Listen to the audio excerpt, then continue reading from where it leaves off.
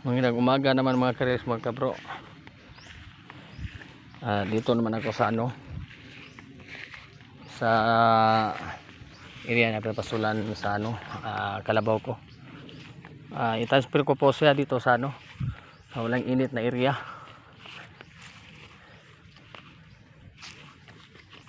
Ito po siya sa ilalim ng kakahuyan.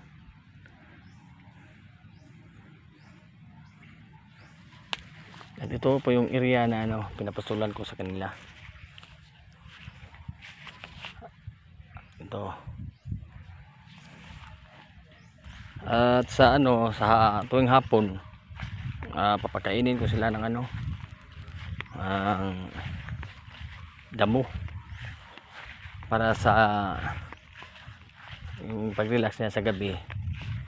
Hindi sila kakain ng damo dito o makasibsib. Dapat siyang pagkainin sa hapon o panihapon. Yan po ang pagkain niya.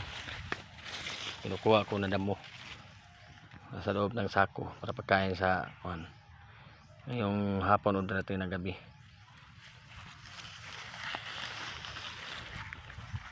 Okay, bye bye. Thank you for watching this video na naman.